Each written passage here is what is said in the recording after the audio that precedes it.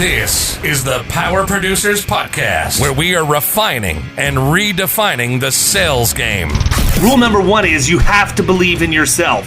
You're the only one who doesn't think you belong in this appointment. The prospect has already validated your existence by scheduling time with you.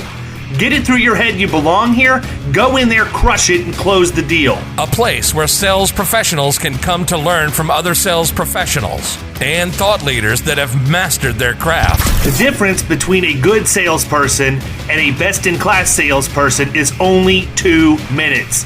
By spending an extra 2 minutes on what you might think is a mundane task in the sales game, you separate yourselves from the pack, you grow your book of business, you close more deals, and you retain your accounts. As well as their peers who are still striving for perfection to achieve their why. I have a wife and 4 kids. Failure is not an option. Real sales professionals, real stories, real results. Are you ready to feel the power? Hey everybody, welcome to the Power Producers Podcast, where we are refining and redefining the sales game. Today we have my good friend Mr. David Watson from South Carolina, and we're going to talk about insurance and technology and insurance technology. So before we get cracking, David, tell them who you are, where you came from, how you got to where you're at. Yeah, so I've been in the insurance industry for about 10 years now. Started out on the dark side, being in the captive world. I always joke that if I was still working for somebody else, that I have a terrible resume because I jumped around from State Farm, Allstate, and Farm Bureau before opening up my own independent agency in 2016. And was acquired, merged with Mappus Insurance with Andrew Muller and Griffin Morrow in Charleston, South Carolina in 2018. And been a partner over there ever since. And one thing that I've always done and always been really interested in is technology, but then also technology in the insurance space. And it's something that has always really fascinated me and something that I've always tried to leverage to enhance the customer relationship. Cool deal. So talk a little bit about your agency experience. Are you heavy in personal lines, commercial lines? Where have you sort of cast your lot over the course of your career? I mean, I would imagine heavy personal lines because of your captive background, but I do know that Farm Bureau and Allstate stick their toe a little bit into the commercial waters, and I don't really know much about Mappus at all. Yeah, so I know you post pictures of really awesome houses that you insure, and I'm like, man, I'd really like to live in that place all the time. Like every week on Facebook, there's another really cool property you post. Yeah, so the funny thing about that, before I answer your question there, is you would not believe, well, actually, you probably would because you post all the time of people sending you messages on LinkedIn where they obviously don't read what you do. But about every other week, I have a realtor or a real estate brokerage reach out to me asking me to move my license over to them to sell real estate for them when I've never sold real estate. They just look at the pretty pictures and they assume that I'm selling those houses. But awesome. Hey, that's yes. free networking opportunity for you, man. You don't even have to join BNI. They're coming to you. Exactly. Every single one of those realtors is referral partners. Absolutely. But yeah, so Mappus Insurance as a whole, we're about 85% personal lines, 15% commercial lines. We're coastal located, so we're similar to all those Florida agencies. But so we do a lot of E&S, but on the commercial side, we do a lot of property insurance, and that's what I focus on. So I do most of the commercial insurance inside of the agency, so I kind of have a well-versed background over the last couple of years with that. But we are predominantly personal lines, and that's where I've definitely hung my hat. Where are you in South Carolina? We are in Mount Pleasant, South Carolina. Okay, gotcha. Which is Charleston area, right? Exactly. It's a You've got man. It is a good weekend. It's a good weekend trip. Yeah, it's really nice because one, we get a lot of agents who come visit, but then also it's a popular moving spot nowadays, so we get a lot of referral business as well, which is from other agents. So that's definitely a plus. My grandma lived there for a while. It's definitely a cool spot. There's a lot to do. Yeah. Like Fort Sumter's really cool, but anyhow, what I was going to ask, what you were in the captive world. What led you to transition? Was there some sort of realization or an event that happened, or was it something you had planned all along? So the really funny thing is when I started working for State Farm, they identified me pretty early for their agency aspirant program. Basically, if you don't have a State Farm background or know their language, that's, hey, we want you to open up a State Farm agency at some point.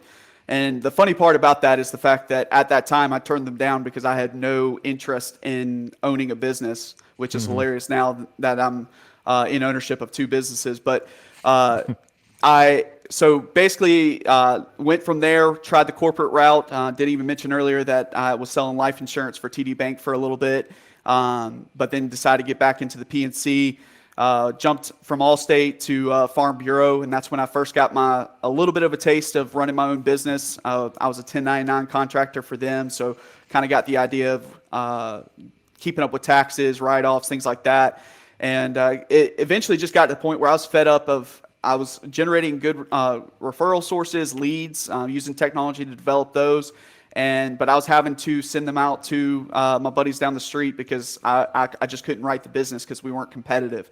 And so it just got to the point where I decided instead of my 10-year plan, if I wasn't an agency manager at Farm Bureau, was to then go over to the independent world. But I said, why wait? Why wait until my kids were old enough to know that we didn't have any money for starting over, and decide that, hey, let's do it now while they're young and get going with it. So that's what happened in 2016 when I joined an aggregator and got started. Nice. So I have a question. We haven't asked this one in a while, but Kyle and I both have had a lot of experience in non-insurance related sales jobs. Have you ever sold anything else outside of insurance, like when you were younger, that sort of cut your teeth and helped you get the experience to make you successful in the insurance piece?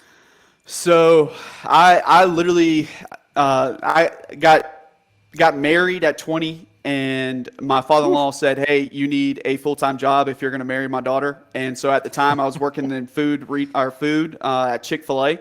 So I went from a manager over at Chick-fil-A to handing out my resume to 30 plus captive agents, and I only had one that was willing to hire me. So started at a nice little salary of $16,000 a year and 10% commission of the agency revenue, 10% commission in 2012. And so I went straight from food over to insurance. I did have one Allstate agent that I interviewed with said, hey, before you do this, you need to go sell cars before I hire you. And so the short answer to your question is no, I've not sold anything directly other than insurance. That's interesting. Did he give any explanation on why you needed to sell cars specifically? Because I mean, that's an interesting. A lot of times, there's a correlation between people thinking about the old insurance agent and what they look like and represent, and a used car salesman. I think his reasoning behind it was because he was heavy internet leads, and his reasoning was if you can make it in the car sales world, then you can make it through internet leads.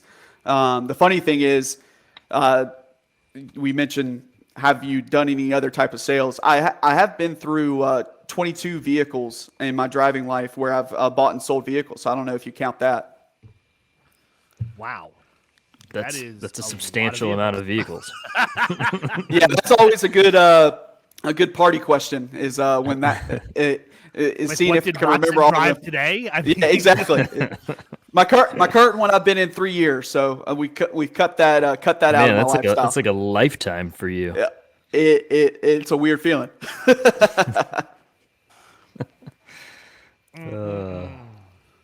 Wow. So the reason I asked that question is I have found, and this is going to be really off the wall, but I'm trying to triangulate exactly where the recruiting geography for this is. An inordinate amount of people from Tennessee have sold books door to door. Like people that are in insurance books, people that are insurance people now that I've talked to. There is like a very high likelihood that if you're from Tennessee and you're a producer, that at some point in your life you sold books door to door. I That don't is even know interesting. what does that even mean. He just walks around with a cloak and opens up. He's got a bunch of books. No, man. like I mean, I what? think they recruited them from like the Cutco people, man. They go to college campuses or whatever else, and you go around and sell educational books to people. I mean, people used to sell encyclopedias door to door back in the day. So Dude. did Tennessee just not have like Books a Million or any of those bookstores that made it to Tennessee? Is that why there were I don't so many know. book salesperson? I They don't know. can It's just read in weird. Tennessee. But jeez, I take zero attribution to that particular comment. Whatever. We'll just leave that there. Wow. Yeah. Yeah. So, but the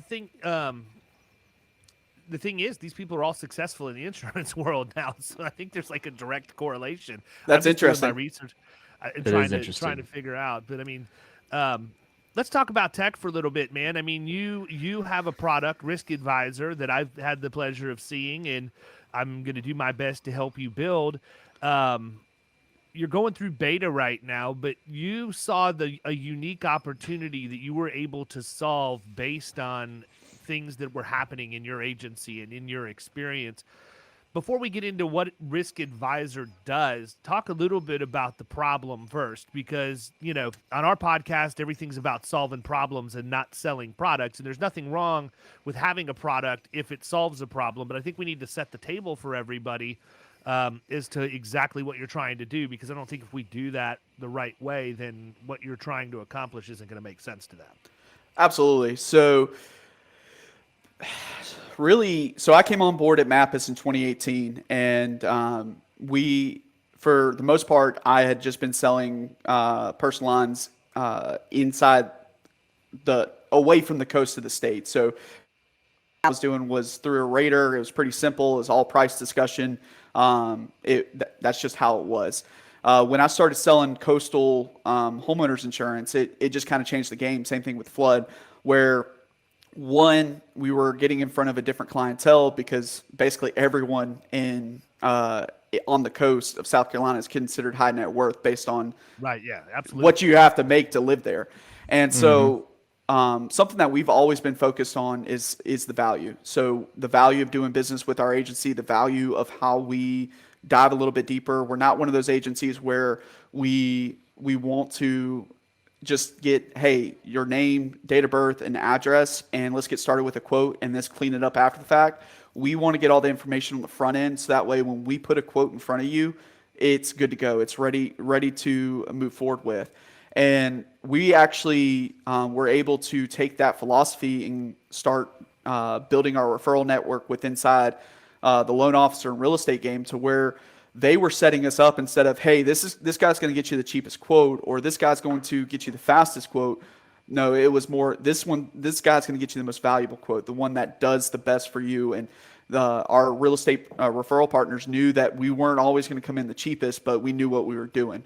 And so when I came on board, part of the reason that Andrew and I developed a relationship was based on how I use technology and how I used it to leverage and enhance the customer relationship instead of detracting from it. And when I came on board and started learning the processes, I just knew that there was going to be a better way to, one, work with personal lines wholesale brokers. We use virtual assistants through MarbleBox to do our data entry. There was no defined process on how to get that information to either one of them. We had a one-page PDF that answered a lot of the questions, but there were still times where you were having to pull out a note sheet to write down additional information on that came up. So really, it was just, we were ahead of the curve from day one, but there was still so much room for improvement to really just make that process so much more streamlined. You know, I think that the high net worth arena is probably the closest thing to commercial. And I would say middle market commercial, not small commercial, because the buyer in high net worth is a buyer that's going to understand value, much better. Yeah. Yes. Yeah, whereas regular personal lines translates to small commercial. And part of it may be because these are the people that you're dealing with in the middle market. If True. you're dealing with someone That who are owns a $50 owning million businesses, company. right. or whatever else. But I mean, at the agency I started out in, we dealt with a significant number of high net worth individuals. I mean, we have 6-figure personal lines premiums were not out of the ordinary on a regular basis. Absolutely. And it's only grown from there. But I think that's a valid point in that, sometimes I think people are scared to deal with high net worth individuals, and I think it's the same fear that people have of going into the middle market, right? They feel like it's more complex. They feel like I think they get intimidated because you're dealing with somebody who's rich, and for whatever reason that bothers them. And it's a psychological game. In my mind, if you're on your A game all the time and you know what you're doing, why do you want to screw around with Main Street homeowners, right? Go after the high net worth stuff, because even in that arena, there's still average people. Yeah. I mean, I'm trying to frame my words the right way so as not to offend, but I mean, there are people who try to do it and aren't good, and you still have as good of a chance as you do in the middle market. That's what we see all the time. And so, carry on. Keep going, and let's keep diving into Risk Advisor. I just want to make that observation because I do think that there are people out there listening to this that are probably, upset that they're continuously writing $500 a year homeowners premiums. And guess what, people? That's your fault. It's Fish in somebody a else's different fault pond, on your baby. own. Yeah. Before diving back into it,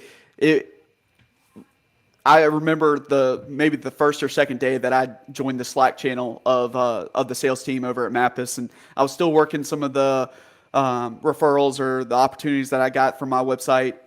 And I remember showing them, it's like, hey, this is a brand new house. It's like a $300,000 house, and Progressive's about to write it for $415 a year. And they were just baffled by that, because low end, like the lowest premium that they were writing on the coast for a brand new construction house at that type is $1,200, $1,500. And it is just kind of, again, just to reiterate what you said, it's all about the mindset. My first year, I started off slow, a lot slower than we expected, or I expected. And that's just based off the fact that, like, I was intimidated because I was talking to these people who own multi-million-dollar homes, or even the ones who were under $1 million. It was just something that I had never experienced. And until I started getting that mindset of, like, hey, I deserve your roll in, basically where you've already been qualified by the insured or the prospect, because you have the meeting, they want to talk to you. Until I got that drilled into my brain by myself, it did not change. And then as soon as that happened, it was a light turned on, and it's been crazy the last couple of years what we've been able to do. But yeah, so getting back into the product. So I've told people this several times on our demos, and I still don't know if I've actually told him this. So hopefully he's listening to this. But the idea for Risk Advisor literally came from Innovation Conference in 2019 in Vegas. Adam Zerwinski was doing a breakout session on how to make memes for your Facebook page using Google and Document Studio. And I was in there.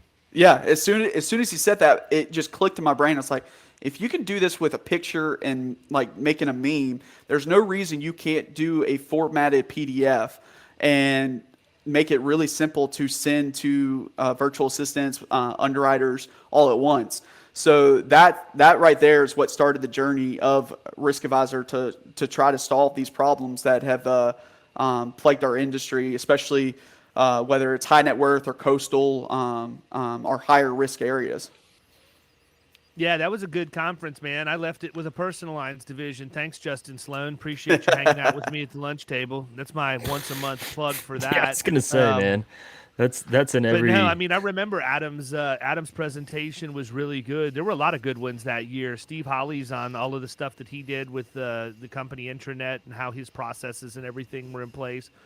Is still something that's a bit out of grasp in my particular firm, but we're looking to implement at some point. I'm working hard now, man. I mean, we got a new team member that's going to do a great job of putting that stuff in place for us. But That's awesome. That one's still on my to-do list, the intranet. yeah, we've got the ability to do it. We just haven't done it yet, and really, it's because we have to populate it by formalizing things. We went through a period of transition where we ebbed and flowed with headcount, and we've got the team locked at this point and loaded. So now it's a matter of just getting the stuff formalized so that we can continue to scale, because it'll be an absolute disaster if we don't have that stuff. I mean, I'm gonna buy everybody a copy of Traction, and we're gonna go through that. I don't know if you've read it or not. I haven't, no. Yeah, it's a good book, and a lot of people that I know and respect very much, Matt Nemoli, Paradiso, and a few others have read it and implemented it into their agencies, and, well, their results speak for themselves. So there you go. The process part is where I'm weak. Sales and marketing is not, and so as long as I can continue to find the right people to surround myself with and make the process part rock solid, then the sales will take care of itself. There's no issues there. 100%. So specifically, you came up with this idea. Talk a little bit about what it's been like as you've built this thing, man. I mean, I saw that you were up late, well past my bedtime the other night, and I had to laugh because you're there for moral support. That would be about where I'm at with David Lefevre when he's doing our stuff in HubSpot. I can tell him what I want it to do, but I can't help him make it get done. Yeah, so what started the start of the process before the idea of Risk Advisor even came into my mind was finding how to do this on my own without dumping a lot of money into it. So coming out of that conference, I started looking for a form maker where I could manipulate it in a way that would work for what we needed. So I ended up going through 15 to 20 form makers before settling with JotForm for the first Risk Advisor, what we called our risk profile version. And it took me anywhere from 40 to 60 hours once I found JotForm to do a little bit of coding. I know just a little bit of how to do it on the coding side, but then building theirs out to get to our first prototype, a low-code prototype for what Mappus has been using for about the last 15 months now. And so that process started mid 2019, and I introduced that low-code prototype to our team in March of 2020 last year. So you introduced it to the team. How did they accept it? How hard was it to get that adopted? So the agency? Yeah, so there were a couple producers who jumped straight on it. They loved it from the get-go. Those were the ones that were a little bit more set in wanting to follow processes every single time. There were a couple of producers that I had to stay on and make sure, ask them why they weren't using it, and remind them of why I built this for them. And they were like, I know I need to use it. It's just changing how I've been doing things by writing on a piece of paper and scanning it in and sending it to everybody. And once those stragglers were finally adopted to it, I think I still have it saved on my computer. He sent me a Slack message one day. He's just like, first he apologized, then he just thanked me because he finally realized, man, this is phenomenal, and I am so sorry that it took me so long to adopt to this, but this has changed the game for us, or changed the game for myself. And things like that are what eventually birthed the idea of like, hey, maybe this isn't just for us. Maybe this is something that can change the game for independent agencies everywhere. How are you now? I mean, are you guys fully integrated at this point? Talking about Mappus? Yeah. Yeah, so within the last 15 months, Mappus, we have sent just over 2,200 submissions, which could either be a home and or auto, or a home risk profile on JotForm.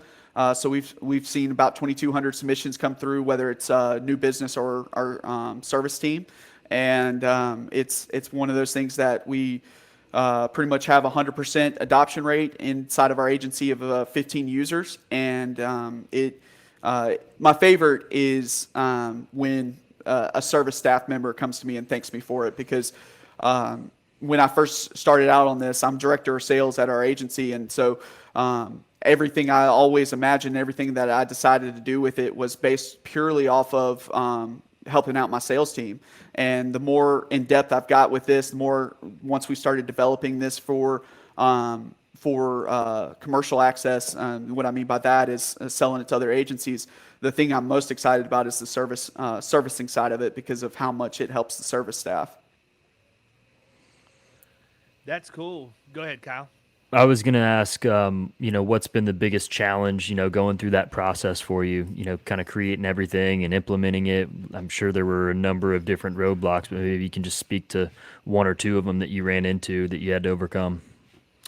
Yeah, so the first roadblock was just figuring out which form maker to put on it, or to build it on. And there were several ones where I made good progress, and then finally started talking to the sales team of that product, and come to find out, based on all the features you're using on this free trial, it's going to be $1,000 a month or something crazy like that after you finish building it. And so that was the one obstacle that definitely took some time to overcome. But then once I've settled on JotForm, the biggest thing is every once in a while it just fails. And what I mean by that is it's an external form. So if you had the link to it, anyone could access it. There's no login or anything like that.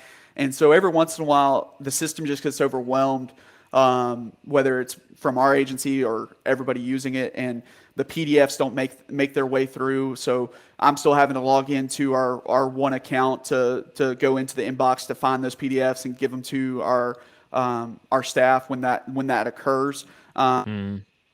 It's just using a system where you're probably doing a little bit more than it's meant to be able to handle. And so there's times where those items fail, or it's just not readily available for the staff. So it's small things like that. But under the development side of it, when we're actually developing the app and have been developing the app, it's trying to keep under the thought process of a minimal viable product and getting something into the hands of agencies to get real feedback.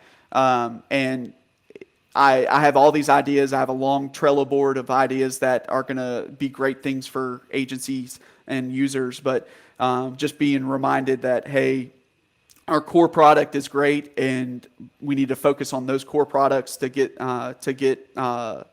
started with, and then go from there. I would think another challenge would be that just because you think it's a great idea doesn't mean everybody else thinks it's a great idea. Yep. And part of your challenge is getting them to understand why you think it's a great idea, right? I mean, Yeah. I think, in my experience of dealing with agents, getting them to adopt new technologies is like trying to turn a battleship on a dime, Yeah. They're ingrained in their ways, and it's difficult to get them to adopt something new and put it into the mix. I mean, for crying out loud, we're looking at how many agencies out there that still don't even use a CRM system, let alone other things. So, how do you combat that? Yeah, so I was on a demo call the other day with an agency, and they brought up, it's like, I just don't know. I just don't think I can get my agency staff to adopt this, and I don't think they'll listen to me on it. And I was just like trying to look past the way of like, okay, you're the agency owner. It sounds like you're allowing them to have too much feedback into that side of things. But to answer your question, I mean, it definitely is something that I'm learning through. And one thing that one thing that my clients often hear from me is I'm extremely transparent, and if I don't know something, I will tell you that. I'm not going to try to BS an answer, especially in the insurance world where that can get you in a lot of trouble. But the reason I bring that up is because that is something that we're struggling through at the moment, and we need users on the system to understand that, hey, just because I think something's great, just because I think something's a great feature that has done wonders for our agency, that may not be what every agency thinks. And getting that feedback and learning how to sell a SaaS application instead of insurance is something that I'm learning through every day as well. And learning something every time I'm on one of these demo calls is figuring out, hey, I'm great at selling insurance. Now let me figure out how to sell and show you the value of this SaaS application. Well, I'll tell you, man, you said exactly what I wanted you to say, or was hoping that you would say, and that is that you got to have people actually try the product. I mean, Yep. it's very, anything technology-wise, like if you're one of these people that, like, I'm going to FAIA tomorrow. Yep. Okay, I'm going to spend the whole day at the exhibit hall, just really walking around, shaking hands, kissing babies, and seeing people that I know from all over the country that are coming as exhibitors, but then also some agent friends that are going to be there too. And my carrier partners, because for whatever reason, it's easier for me to go all the way over to Orlando than it is for them to come to my office. Just absolutely nuts. But anyhow, I look at that, and I look at the people that are there as vendors, and I look at how many people get hyped up. And I've seen this at Innovation too, man. You've got the booth that with the people that are there to get you to come to the booth and then talk about what it is they do, and people get so amped up about this stuff that really a demo in many cases is a foregone conclusion. Like, I know I have to use this product. They told me how it's worked and it's doing all of this stuff. And I think part of the problem is people buying that way. Like, Yep. don't make the buying process fast. Like, I make very quick decisions, okay? But I don't get to the point where I'm ready to make a decision unless I've done my research, right? So I'm gonna be boom, boom, boom. Like last week, I bought an autonomous desk. I didn't even wake up in that morning thinking I was going to buy a new desk, but I have a problem. I have a problem with the fact that I can't stand and work at my desk. I've got a problem with too much surface space, so stuff tends to collect, which I'm trying to like declutter and actually make it look like I'm not running a Salvation Army out of my office, as opposed to, actually having a clean office where I can move around and do my video content from different angles and everything. But I went on and I looked and I read a few reviews. You should do like an overhead view. Yeah. Just on of the top of your one of the dome cameras. Yeah, it's coming. It's coming. I'm gonna have a full time. I'm gonna be like Sandy Lyle in Along Came Polly. I'm gonna have a full blown True Hollywood Story crew following me around. White chocolate. Yeah. By the way, one of my top 10 favorite movies of all time. So underrated. Yeah, basically because I'm in the insurance industry. Yeah. Don't come in here with your mambo moves and your Eric Estrada looks. It's so classic. I could go for days on that. Lubin. It's been a while. Yeah, I did. I'm gonna watch it tonight now. I did my research. I go around, ask a few people. Here's what it is. I've never used this product before, but I knew that I was gonna do it. And once I made my mind up, it was done. Like boom, Yep. I went that quick. But I think that a lot of times our peer group gets caught up in the hype. And one of the things I like about how you're rolling this out is you have the beta group. You're giving the agents the opportunity to give feedback. They can actually use the product and be engaged in it, and then be able to come back and help you make it better based on what they say, or at least give you feedback that you can use as a way to overcome objections at the point of sale when people say, oh, this is, this, that, or the other, which I don't know because I haven't used it. Right. So for me, it's not it doesn't fit into what I do per se. It would fit into what Raphael does, on the personal line side, but that would also require us having the ability to actually write something in Florida right now and have carriers to allow us to do that. Yep. We actually just shut off all of our personal lines advertising. I mean, I've thrown tens of thousands of dollars in since the first of the year to generate inbound marketing, and that you can't do anything with. Yeah, we use local traffic marketing. Chris Langill, who does our website, and he just does an awesome job of generating the leads. But I told him, I'm like, listen, I told him and Nate Bunty on the call this week, I'm like, fellas, we need to take these ad dollars and deploy them to something in the commercial arena at this point, because not going to happen. So we're pumping it into Florida Fitness Insurance, Florida Veterinary Insurance, and Florida Child Care Insurance because those are three target verticals coming out of COVID that I think are going to thrive once again.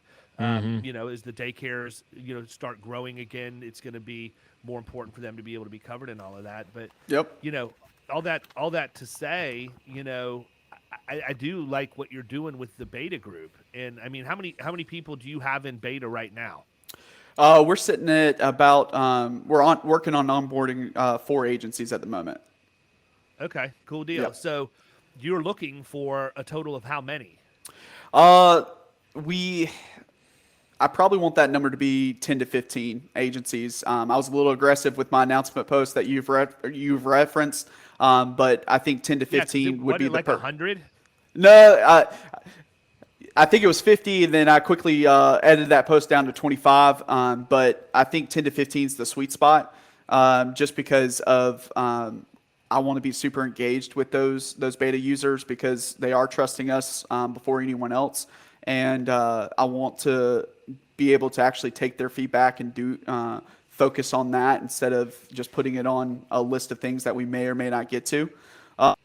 But one thing that, just giving a shout out to both Agency Zoom and Better Agency, and even I know Now Search does this as well. But one of the things that we're going to adopt that they're doing is the user Facebook groups, and I think those are fantastic, and we're doing those for 2 reasons. One, because we want them to have direct access to myself, my business partner, and our support team. But then 2, we want them to be extremely open to post any and all ideas that they can think of, because if they think it's going to be a great fit and something that can help their agency, we want to know about it as soon as possible and try to implement it for them in a way that makes sense for Risk Advisor, but then also their agency and other agencies. So we're excited about that. We're excited to copy those ideas from those successful companies.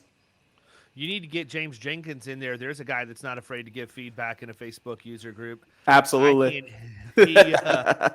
And I'm sure he's listening to this, and he knows I'm kidding, obviously. But in all seriousness, he is somebody that I would probably reach out to for your beta, because he will give you the feedback, good, bad, or otherwise.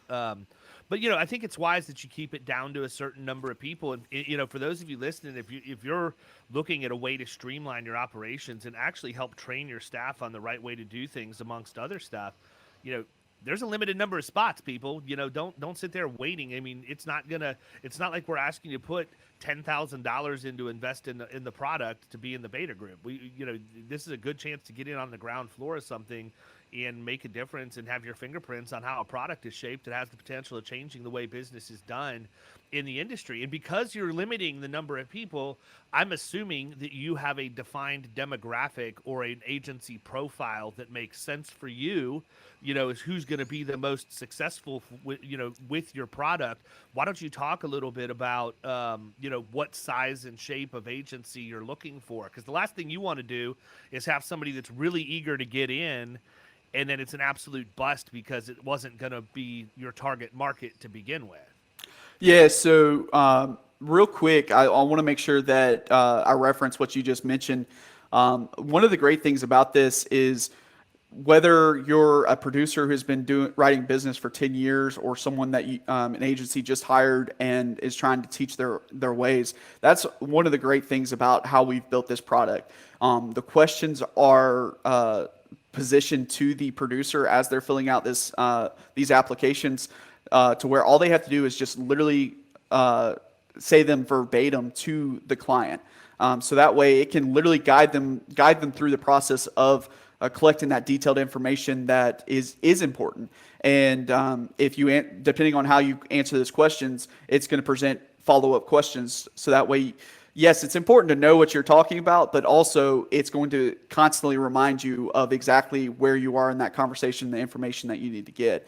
To answer your question, though, from day one, our system is built for agencies similar to Mappus, and what that is those who work with personal lines wholesale brokers, who work with either they have a virtual assistant doing their data entry or they have someone in their office doing data entry.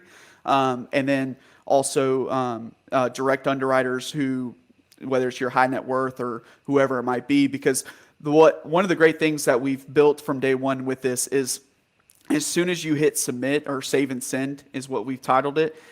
It's if you have a marble box or a VA selected, if you have on our agency, we use 9 wholesale brokers for the personal line side. So if I select all of those, select marble box, do our raters and our carriers that have a website login, it's sending 10 emails all at once. And along with that email is specific instructions, especially for marble box and VAs, where you have to be quite literal with everything that you want them to do.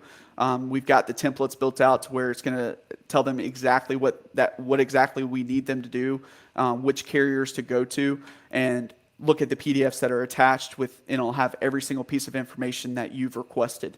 Then on top of that, those wholesale brokers, one of the main things that they always ask, whether it's personal lines or commercial lines, is they prefer that you not send it out to a bunch of different wholesale brokers, but then all of them have their special markets and things like that.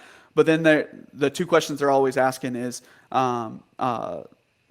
target premium, and then if you have any specific instructions. So we've got that built into the system as well, that you can put in the target premium for the account, and if you need to label any specific instructions, and it's going to send a separate email to any of the wholesale brokers that are attached to that.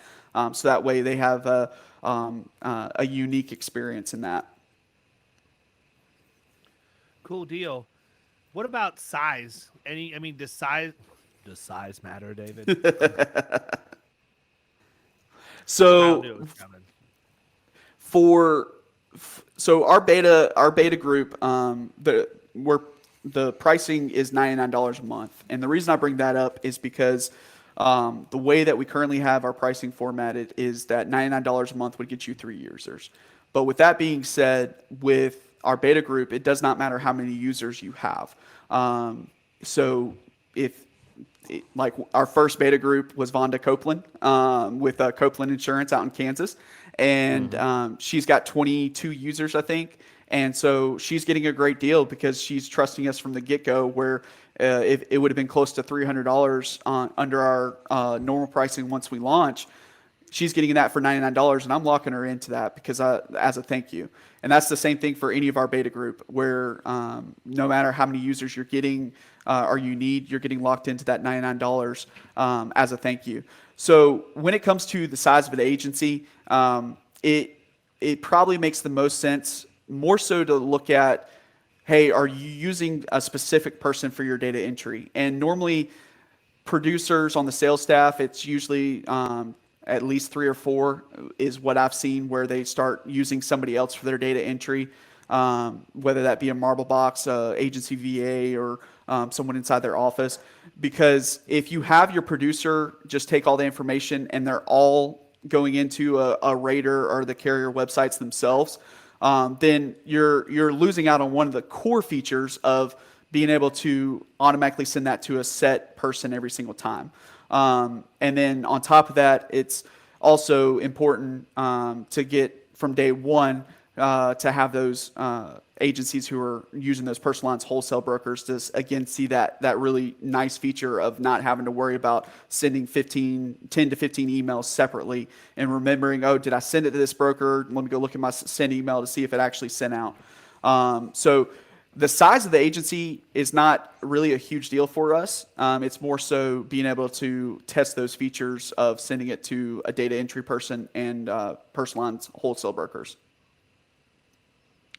So I'm hearing some actual gold nuggets in what you just said, man, because I think one of the things, so again, I'm a very cynical person about shiny objects and everything else. And to me, a year or 2 ago, and it's extended out into the right now, the flavor of the month or the flavor of the year, the flavor of the decade was VAs. Like if you wanted to be in the cool kids club, you had to have VAs. And, it's just like everything else. It became bragging rights. Well, I use 10 VAs in my agency. Yep. I mean, and all of that. But I think that one of the problems is when you use virtual assistants, or when you attempt to use virtual assistants, is you don't have processes and procedures in place on the front end, right? Yep. And I think that agencies get frustrated because they go to a VA company and they expect this person to come and be able to be plugged into their agency because they're quote unquote trained on the systems.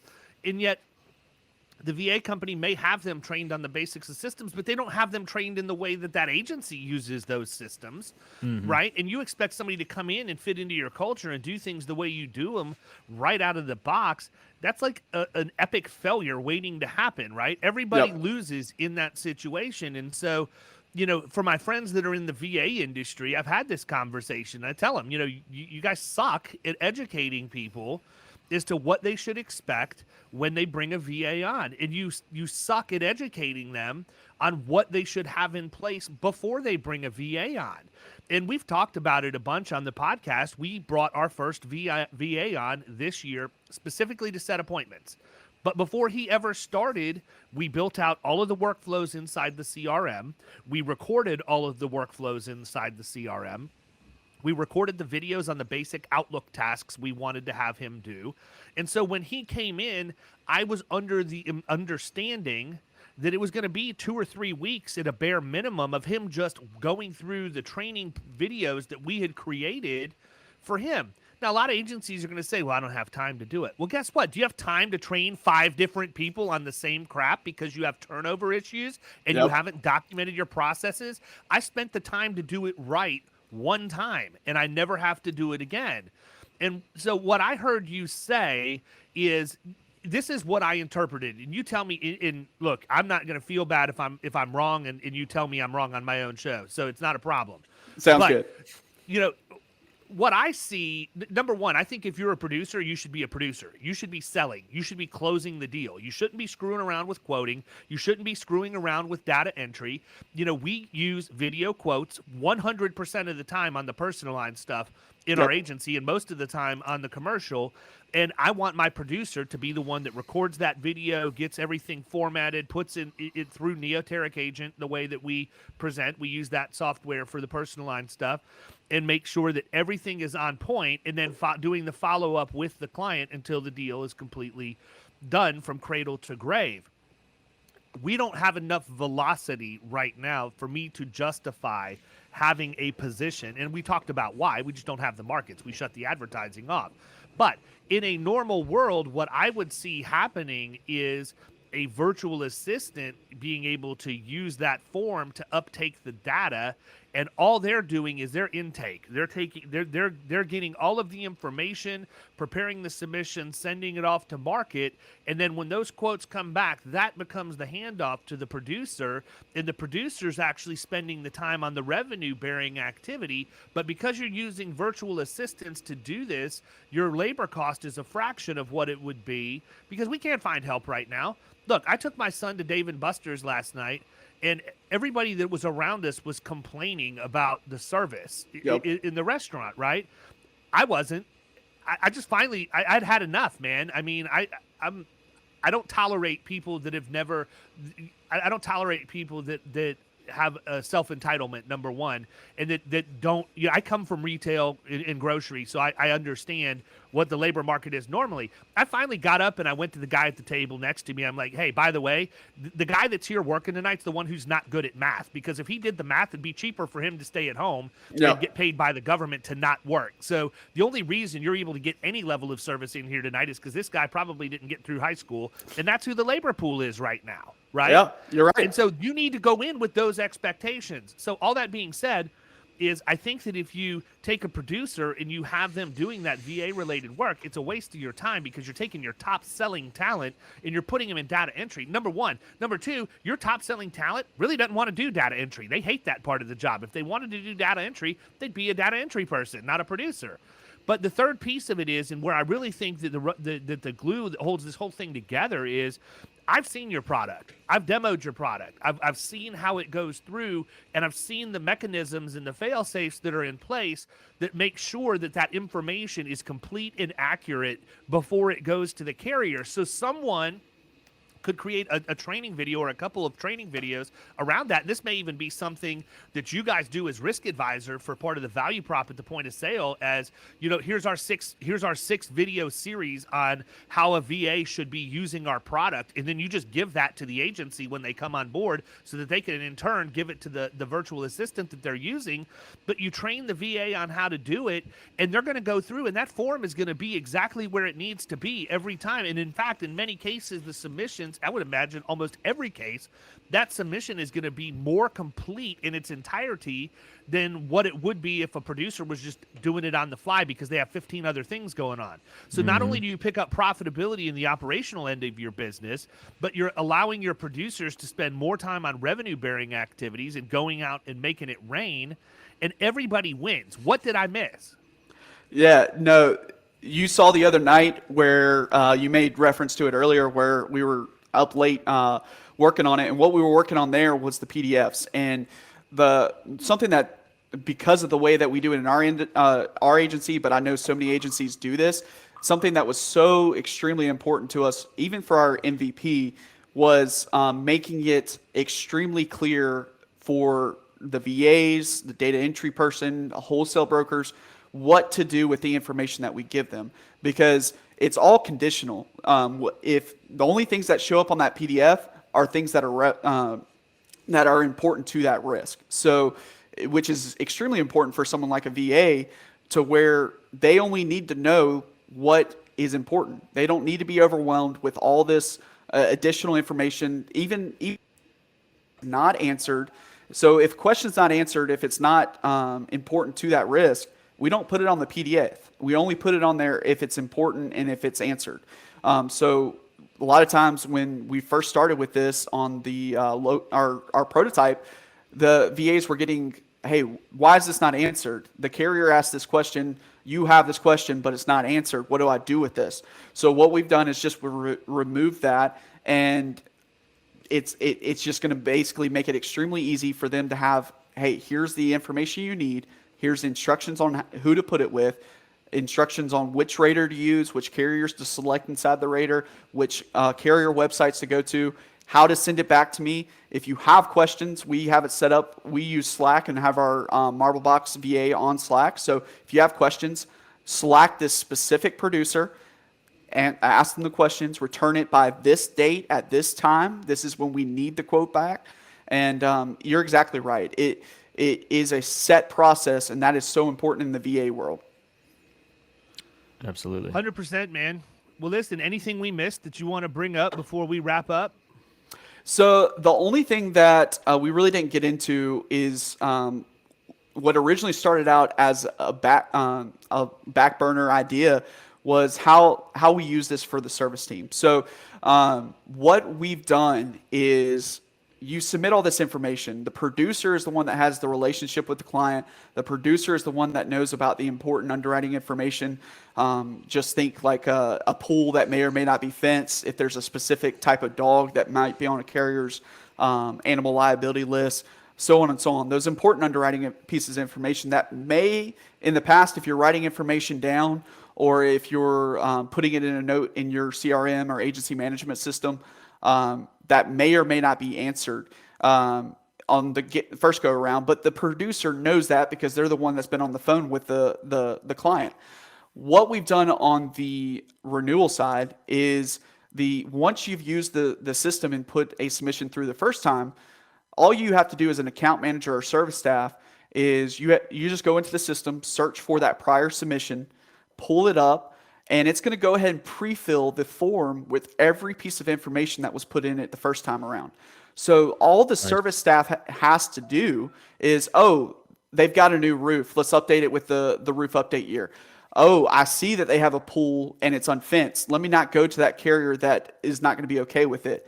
Or, hey, they've got a dog, same thing. Or we need to add a new driver and a new vehicle because that's what's changed this go around. So we estimate about a 15-minute savings through the whole sales process on the new business side. With this being available on the servicing side, where everything's already pre-filled and ready to go, they just have to select which carriers they want to go to again. It's going to save at least double that on the service side, which no matter if you're in Florida, South Carolina, it's become normal for 15 to 20% rate increases, which I know you're probably going to laugh about that, David, in the Florida side. But the remarketing is something that's happening more and more. So one of the things I'm most excited about this system with Risk Advisor is how much it's going to help the service staff and how much it's going to set them up for success to be able to handle more business, and because it's done more efficiently, which I know my fellow agency owners are going to love hearing, because if they can handle more business without you having to hire on additional staff members, it's going to make you more profitable and more money in the long run as well. So that's the only thing that we really didn't dive into, but that is definitely a key characteristic of this system. Good deal. Well, listen, you got to tell them where to find you, man. You're only taking a few more agencies in that beta, and I know that the ones that are smart enough to listen to this podcast are exactly who you're looking for. So absolutely, tell them how to find you and how they can get set up for a demo and all of that good stuff. Yeah, so we're online at riskadvisor.insure. You can contact me directly. I'm very active on LinkedIn and Facebook. I make myself really easy to find on those. But you can feel free to email me at david@riskadvisor.insure, or you can feel free to shoot me a text or give me a call on my cell phone. It's 803-807-8999. Awesome. Good deal, man. Well, I appreciate you coming on and sharing everything you're doing with our audience. I hope that it bears fruit for you, because I think that your product is going to make a difference for those agencies that are really interested in increasing profitability and sales and all of the stuff they should be doing. But, I mean, if they want to maintain the status quo, don't waste David's time talking to him. He's only interested if you want to move the needle. So appreciate you coming on, brother. Hope you have a good week, and we will catch you soon. Thank you. You've been listening to the Power Producers Podcast. You can follow Killing Commercial Insurance on Facebook and YouTube. And if you want to take your game to the next level, check out our book, The Extra 2 Minutes, and our website, killingcommercial.com.